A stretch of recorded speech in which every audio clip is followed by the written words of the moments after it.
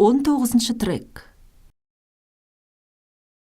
Бұл екі арада бұрынғы жорамалдап жүрген жолымыздан бас тартып, қалай болған күнде де өз еліміздің шекарасына тез жетудің қамын ойластыратын көлденең бір жағдайлар боп қалды. Январ айының аяқ шенінде Қашқарға Құлжадан шыққан бірнеше қашқарлық көпестер мен Семейден бізден соң шыққан ташкенттіктер келді. Солар арқылы біздің керуенімізде орыс тыңшысы бар деген лақап тарады. Бәрімізді де жақсы білетін Нұрмағамбет біздің еш қайсымыздан мұндай лақапты растайтын еш нәрсе көрмеген соң, оны барып тұрған шылғи өтіріктеп тауып күлетін болды. Бұл жөнінде Қоқандағы көпестер арасында да сөз болыпты. Олар орыс тыңшысы қала сыртындағы қыстақта біздің түйелерімізді бағып отырған жерде тұрады екен деп жоғарыдағы лақапты толықтыра түсіпті. Сөйтіп Қоқан михтары өзінің Қашқарға жіберілген әкіміне қыстақта жатқан біздің жұмысшыларымызды тексеріп қайт деп тапсырма берді. Бұл лақап әсіресе Қоқан көпестерінің арасында көп таралып жүрді. Бірақ оған ешкім де сенген жоқ. Ал енді қашқарлықтар Уәлихан төре деген қожаның қашып шығып, Тұрфанға кеткені жөніндегі жаңа хабарламамен айналысып, өздерімен өздері болып жүрді. Соған байланысты қала ішінде салт атты сақшылар қорып, қаланың қорғаны мен қақпалардың қарауылдары күшейтіліп, шекарада бақылаушы отрядтар жүретін болды. Дыңзаға полиция сияқты бір мекеме, найза сияқты түрлі қару-жарақтарын жинап, әкімдер қала қорғанын күзетіп жүрді. Бізді ешкім елемейтін сияқты көрінді. Бірақ сөйтсе де, керуеніміздің Қашқарға қандай мақсатпен жіберілгені жайлы анық хабар келмей тұрғанда, тезірек қайтудың қамын ойлауымызға жетеді. Февраль айында Қашқарда көктем түсе бастады. Сондықтан март айында таулы сырт өлкесінен аман есен өтіп кетеміз бе деген үміт пайда болды. Март айының 7-сі күні керуеніміз Қашқардан шығып, Теректіге қарай бет алды да, өзіміз Қытай өкіметінен қайтуымызға басқа бір рұқсат қағаз алу үшін қалада қалдық. Жол жағдайын біліп қайту үшін жіберген адамдарымыз Теректіде қалың қар жатыр, одан өту мүмкін емес. Тек Қоқанның Құртқа деген бекінісі арқылы өтетін жол ғана ашық деген хабар алып келді. Ақсақал бізді март айының орта шеніне дейін жолдардың бәрі түгел ашылғанша тоқтай тұрыңыздар деп үгіттеді. Бірақ біз қалай болған күнде де жүріп кетуді мақұл көрдік. Құртқа комендантының әрі Тянь-Шань қырғыздарын билеп отырған сол бастықтың Қашқарда бізді бақылап жүрген тыңшылары бар екенін біз жақсы білетінбіз. Сол комендантқа бағынатын қырғыз ұлыстарына келген Бұғы руының қырғыздары біздің керуеніміздің байлығын кереметтей асыра мадақтапты. Мысалы, біздің керуен басымыз темір тақтайдың үстінде отырады екен. Керуеннің таңғажайып жәшігі бар. Ол жәшіктің ішіндегі алтын ағаштың басында бұлбұл сайрап, ұшып қонып жүреді екен деп, сол сияқты неше түрлі өтірікті соға беріпті. Қырғыздардың қойынан басқа түк көрмеген Құртқаның датқасы бұл қисыны жоқ өтіріктің бәріне сенеді де, қалай болғанда да бізден зекет алмақ болады. Шынында, оның жүк теңдеген көліктің санына қарай төленетін салықтан басқа зекет алуға хақы жоқ болатын. Біздің Құртқа бекінісіне қарайтын жерлермен жүретін болғанымызды естігеннен кейін, ақсақал досымыз шын ықыласын білдіріп, керуенімізді шығарып салу үшін бір жауынгерін қосып, Құртқаның коменданты Мамыразаққа бізді өзінің достары есебінде қарсы алуын өтініп хат жазып, сыйлық беріп жіберді. Марттың 11 күні бізді қош айтысу үшін жиналған көп халық ақсақал үйінен аттандырып салды. Сөйтіп, біз Қашқардан шығып, елге қарай сапар шектік. Біз керуенімізді үстіңгі Артыш қыстағы мен Қытайдың Ислық бекетінің аралығында тұрған жерінде қуып жеттік.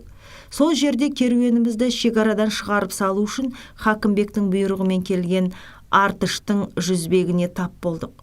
Әдетте қарапайым керуендерге мұндай құрмет көрсетілмейді, ал біздің жөніміз бір басқа болатын. Біз Тойын өзенінің бойымен Тесіктас қарауылына қарай жүруіміз керек еді. Бірақ рұқсат қағазымызда Ислық арқылы жүретін боп көрсетілгендіктен негізгі жолға шығу үшін біраз бұрылыс жасап, айналып жүруімізге тура келді. Бекетте бұл жолы да офицер жоқ болып шықты. Сондықтан түйелеріміз бен жылқымыздың санын Қытай бошкосы түгелдеп шықты да, ақысына бізден юсун, яғни сыйлық сұрап алды. Қашқар әкімі де құралақан қалмай, ол да бізден юсуын алды. Керуеніміз бекеттен 8 шақырымдай жерде тауда түнеді. Келесі күні суы сарқылып, құрғап қалған бір өзеннің кең арнасымен батысқа қарай беттей отырып, кішкентай бір асудан астық та Тойын өзенінің алабына шықтық.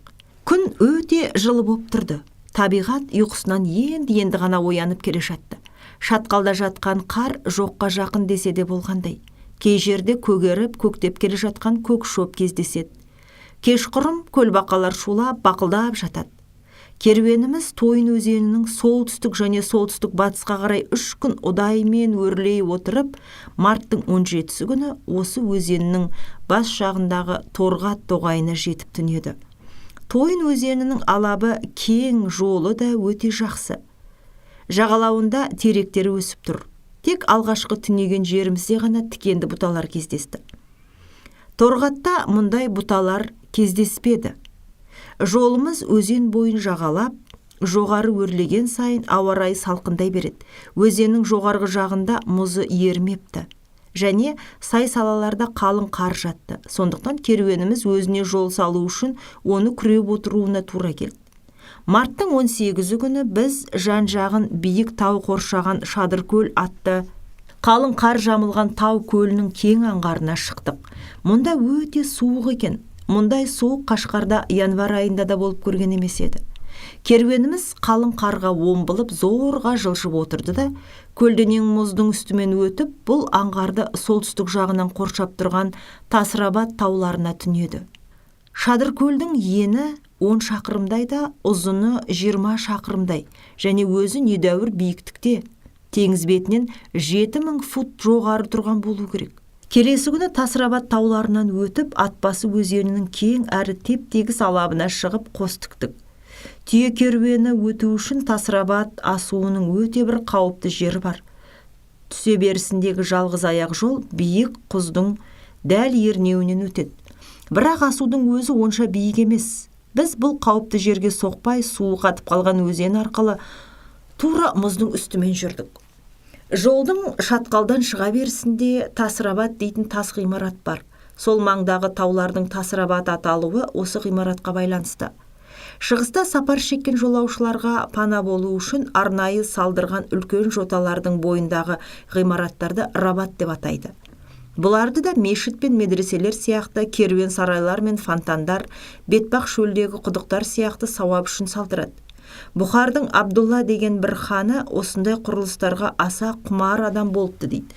Сондықтан бұл рабаттың салынуын сол кісіге таңады. Саз топырақты сланец тасынан қалап салған бұл ғимараттың ұзындығы 12, көлденеңі 7 сажында екен.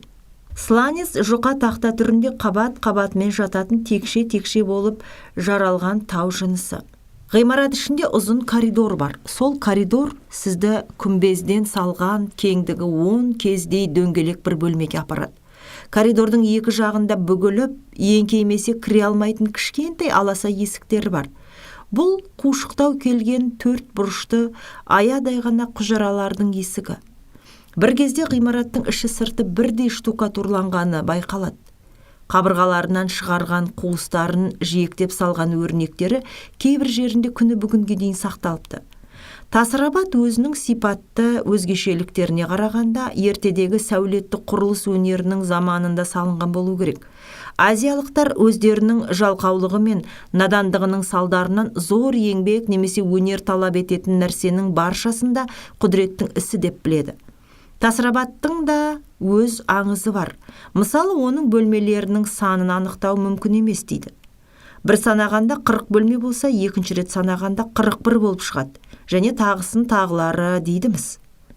Бұл ғимарат Алатау қырғыздарының тәңірге табынып, Құдай жолына құрбандық шалатын қасиетті орны болып отыр. Торғат тоғайында түнеп жатқан кезімізде біздің керуенімізге 2 қоқан жауынгері келіп қосылғанын да айта кетелік. Бұлар құртқа комендантының бізді Қашқардан шығуымызды астыртын бақылау үшін жіберген адамдары болатын. Бұлардың біреуі коменданттың туысқаны да, екіншісі чериктердің ұлыстарында пристав, елбегі болып істейтін Асанбай деген кісі. Чериктер қырғыздардың бір руы. Қоқандықтар қырғыз руларына өз әкімдерін қойып отырады. Елбегі, қырғыз приставы солардың ұлыстарында көшіп қонып, дау-жанжалдарына төреші болып, айыптыларға қазынаның пайдасына айыбын төлетіп отыруға міндетті. Біздің керуеніміз түнеген жерден бірнеше жол тарайды екен. Оның екеуі құртқаның жол болып шықты. Атбасы алабы арқылы өтетін ең қолайлы жолмен жүруді қасымыздағы қоқандықтарымыз қабылдамай қойды. Өйткені бұл жолдың бойында сол кезде чириктер қоныстанып отырған болатын. Олар құртқа бекінісінің қол астына қарағанымен де сірә қоқандықтарға онша бағына қоймайтын болу керек. Елбегі Асанбай чириктерден қорыққаны сонша, тіпті біздің қасымыздағы қырғыз жолаушыларын чириктерге хабар беріп қоймасын деген оймен ауылдарына да жібермей құртқаға дейін еріксіз алып барды. Таулы сырт өлкесінде бидай мен арпа тек ойдағы атбасы мен арпаның және нарынның жылы алаптарында ғана өседі. Сірә ерте кездерде бұл жерлерді отырықшы немесе жартылай отырықшы халық мекендеген болу керек. Өйткені қырғыздардың айтуына қарағанда, атбасының төменгі жағында бір үлкен шаһардың ескі орны бар көрінеді. Ал енді нарында ерте заманғы егіншілік кәсібінің қалдықтарын біз өзімізде көрдік. Атбасыдағы ескі қаланың орны өзінің тұрған жеріне қарағанда үйсіндердің астанасы Чигу шаһарына сай келеді. Қытай тарихы бойынша бұл шаһар Ақсудың солтүстік батыс жағында және Темур-Тунордың ыстық көлдің оңтүстігінде болған көрінеді. Атбасы өзенінің жағалауынан біз солтүстікке қарай жүрдік те бірнеше кішігірім асулардан астық. Бәйбіше деген солардың ішіндегі ең соңғы асудың оңтүстік төскейінде Қарағайлы орманы бар.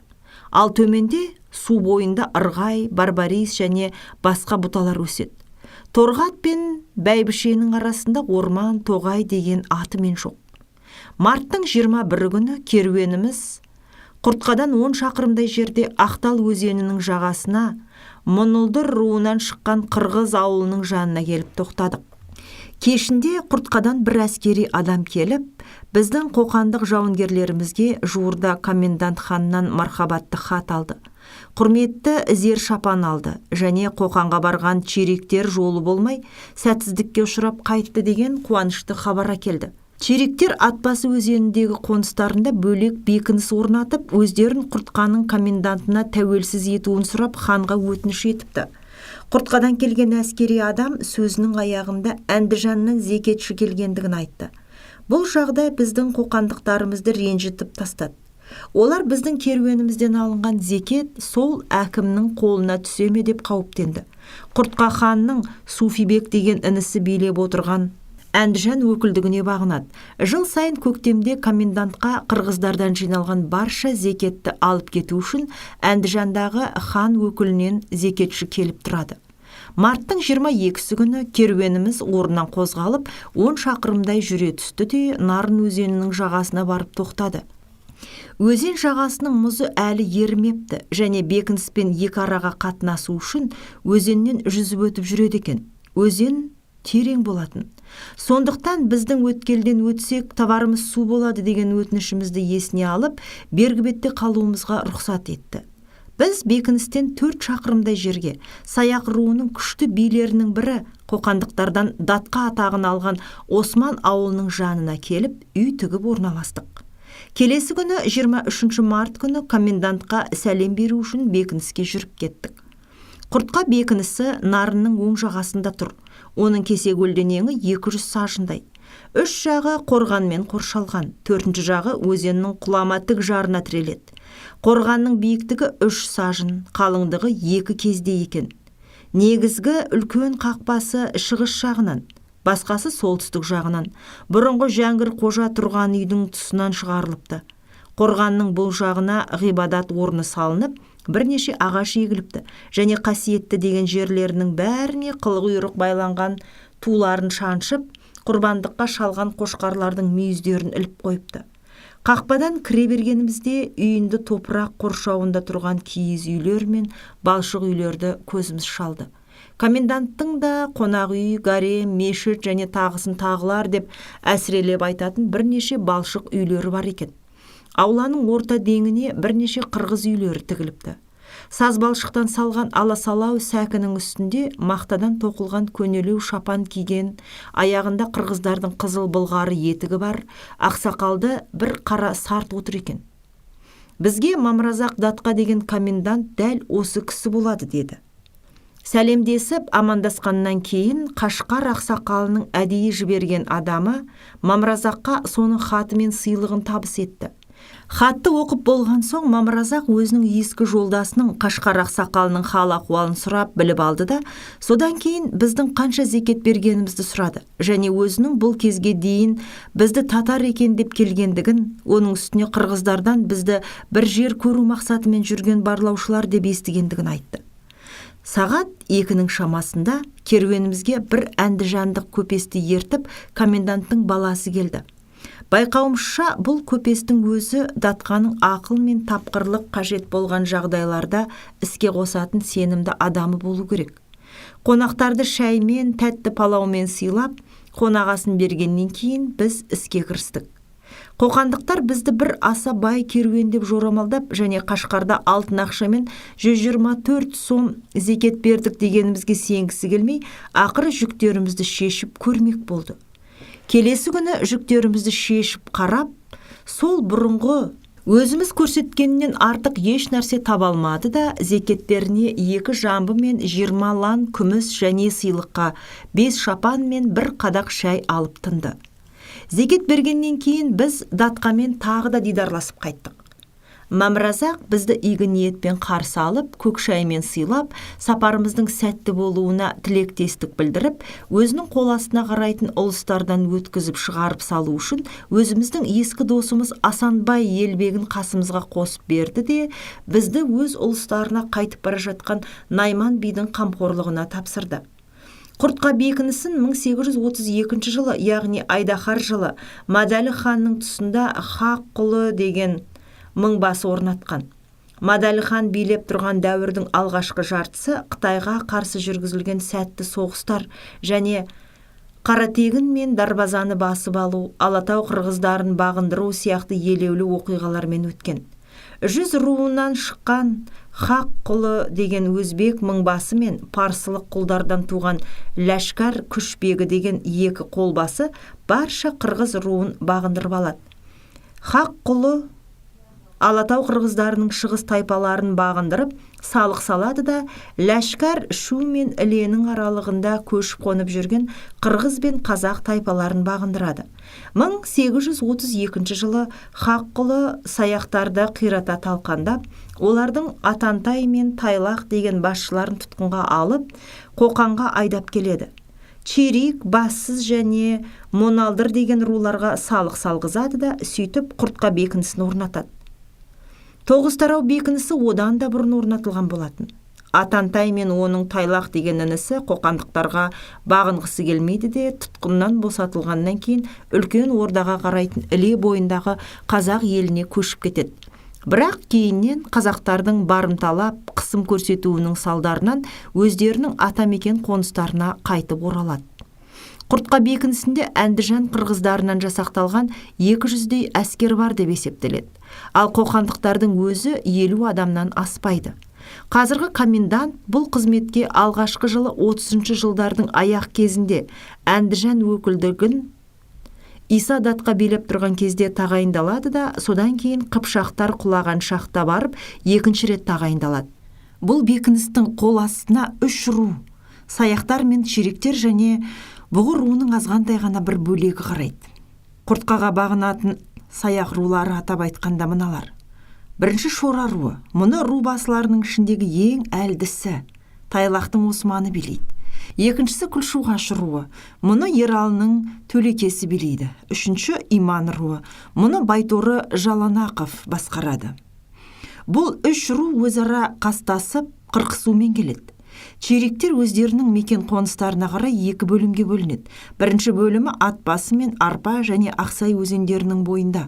2-ші бөлімі Көкшал өзенінің бойында көшіп қонып жүреді. 1-ші бөлімдегі әрбір рудың өз алдына бөлек көсемдері бар. Орыс би, Сасық орыс, Кенжес және Саржақ дегендері солардың ішіндегі ең беделді көсемдері деп саналады. Екінші бөлімі Тұрдеке деген бір ғана жоғарғы биге бағынады. Тұрдекенің Қытайлардан алған қызыл домалақ шары бар, және белгілі қарақшы қоқандықтарға бағынбайды. Зекет пен салықты өзі алып отырады. Нарынның жоғарғы жағы мен Тарағай үстіртінде көшіп қонып жүрген Бұғыр руының Тынымсейіт буыны мен Қалмақ бөлімінің қырғыздары да Құртқаға бағынады. Бұларды Мамеке Шопақтың ұрпақтары билейді. Олардың ішіндегі беделділері Бұдайшаның Найманы, Әлекенің Әлжан мен Табылды деген балалары деп есептеледі. Құртқа Моналдыр мен Бассыз және басқа рулардан да зекет алып отырады. Тоғызтарау мен Жұмғал бекіністері бұрын Құртқаның комендантына бағынады екен.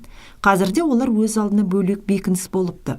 Құртқа мен осы бекіністердің әскерлері ескі Сібірдегі Мангазей мен Краснояр казактарының салық үшін қастасып, жауласып жүретіні сияқты, бұлар да зекет үшін әлсін-әлі қағысып қала беретін көрінеді. Құртқаға бағынатын саяқтар 600 үй, Тұрдекенің қарауындағы чериктер 1500 үй. Атбасы мен Арпа өзендерінің бойында көшіп қонып жүрген чериктер 1300 үй. Бұғылар 1200 үй деп есептеледі. Құртқа бекінісі бұл қырғыздардан зекетті екі түрлі жолмен, не қырғыздардың өздерінің көрсетуі бойынша ұлфан алу жолымен, немесе мал санағын жүргізіп, соның санына салық салу жолымен жинайды. Ұлфан дұрысы олпон, алым салық деген мағынада айтылады. Бірінші жолы бойынша 40 бас малдан 1 бас мал, екінші жолы бойынша 100 бас малдан 2 бас мал алынады. Және де қырғыздар бекіністің әскерлерін астықпен де жабдықтап отыруға міндетті. Зекетімен тұрсын, оның үстіне тағы да әрбір руға жылына 1 рет, кейде тіпті 2 рет белгісіз мөлшерде салық төлеттіріп отырады. Биылғы жылы Бұғыр руынан осы салықтың есебінен 60 жылқы алмақ көрінеді. Асылы қоқандықтар өздерінің билігін бұл қырғыздарға алдау арбау жолымен, қолық саясатын қолдану жолымен жүргізіп отыру және Құртқаның бүгінгі коменданты бұл саясатқа тәрізі әбден машықтанып алған сықылды. Комендант өзінің билігін жүргізіп отыру үшін қырғыздардан ақ үйлі аманат алып және рубасыларының арасындағы араздықты қостап қоздырып отырады. Мамыразақ Османның мәртебесін көтеріп, басқа қырғыздарды сол арқылы жазалап отыру үшін онымен сүйек жақын болып, туысқандық қарым-қатынас жасап отырған көрінеді. Османның жігерін қоздырып, рухтандырып отыру үшін Мамыразақ оны пансат, полковник және датқа деп атайды. Ал енді аттаққұмар қырғыздардың өзі бұған мақтанып мәз болатын көрінеді. Османның комендантқа қызмет ету үшін сақадай сайлап ұстап тұрған 500 адамы бар. Мамыразақ өзінің бұғылармен арақатынасында өте сақ болып, олардың билеріне мол сыйлық тартып, көңілдерін аулап отырады. Мамыразақтың өз сөзіне қарағанда бұл көп жылдық тәжірибеге негізделген саясат көрінеді. Өйткені бекіністегі әскерлер аз болғандықтан қырғыздарды күшпен басып отыру мүмкін емес. Қыпшақтар тұсында қырғыздардың Әлімбек датқа деген рубасы, осы күнгі уәзірі қыпшақтармен қастасып нарынға кетеді де, сонда барып бүкіл қырғыздарды көтереді. Құртқаны қоршауға алып, Қыпшақ комендантын келіссөздер жүргіземіз деген сылтаумен шақыртып алып, опасыздықпен өлтіреді. Мамыразақтың өзі де талай рет қоршауға түседі. Соңғы кездерде Тұрдеке зекет беру дегенді мүлдем қойыпты. Ал енді басқа чериктер беруін берсе де, мардымды зекет бермейтін көрінеді. Мамыразақтың қырғыздарды жазалау үшін Әндіжан өкілдігінен 700 әскер сұрағанына 2 жыл болыпты. Бірақ одан еш нәрсе шықпапты. Қоқанда бүлік шыққан кезде қырғыздар Құртқаның комендантына мүлдем бағынбай кетіпті. Өйткені хан ауысқан кезде өкіметте жаңарып отырады. Әлімбек деген туыстары биік дәрежеге жетіп, уәзір болғалы қырғыздар соған арқа сүйеп, тәртіпке бойұсынбай кеткен көрінеді. Чериктердің өз алдына бөлек бастық тағайындалуын талап етіп, өкілдерін жібергені жайлы біз жоғарыда айтқан едік.